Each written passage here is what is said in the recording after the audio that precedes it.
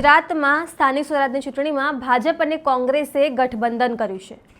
આમ આદમી પાર્ટીના કાર્યકર્તાઓ હોય, ઉમેદવારો હોય કે નેતાઓ, તમામ ઉપર એફઆઈઆર નોંધાય છે, તેમને જેલ થાય છે।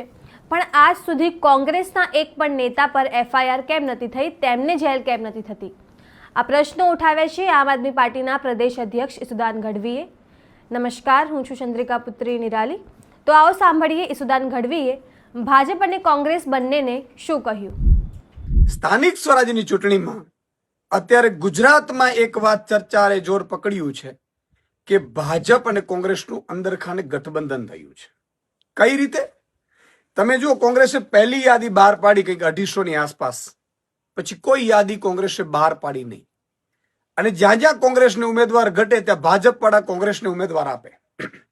બીજી બાજુ તમે જુઓ, આમ આદમી પાર્ટીની જે ઉમેદવારી કરે એના ઉપર ફરિયાદો થાય, ખોટી ફરિયાદો થાય, એને જેલમાં નાખવામાં આવે, એને ખોટા કેસોમાં ફસાવવામાં આવે, નેતાઓને ખોટા કેસોમાં ફસાવવામાં આવે, જે ઉમેદવારો જાહેર થયા હોય એને જેલમાં નાખી દેવામાં આવે જેથી પ્રચાર ન કરી શકે।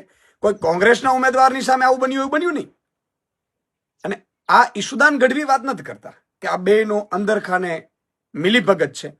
તમે જુઓ, હમણાં જ ધોળકા નગરપાલિકામાં એક ઘટના બનીને ત્યાંના લોકોએ, ત્યાંના જે ઉમેદવારો 36 ઉમેદવારો છે એ લોકો બધા ભેગા થઈને કોંગ્રેસને મેન્ડેટ પરત કર્યું અને આક્ષેપ એવો કર્યો કે આ ભાજપની બી ટીમ તરીકે કામ કરે છે। ભાજપ જે ઉમેદવારો આપે છે એ કોંગ્રેસ છે એ ઉમેદવારો ઉભા રાખે છે।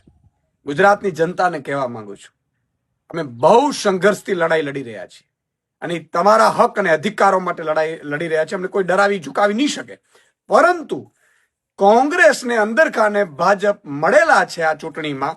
એટલે મહેરબાની કરીને ભાજપ કોંગ્રેસને મત ન આપી ઝાડુને મતદાન કરજો, કારણ કે આ લોકોનો અંદરખાને ગઠબંધન થઈ ગયું છે। ઉપરથી ઘટતું હોય તો પોલિશ પૂરું થાય। તમે જુઓ, ભાજપ પોલિશનું ગઠબંધન છે, એટલે આ ચૂંટણી છે એ બહુ જ તમારા અને મારા ભવિષ્ય માટે બહુ જરૂરી છે।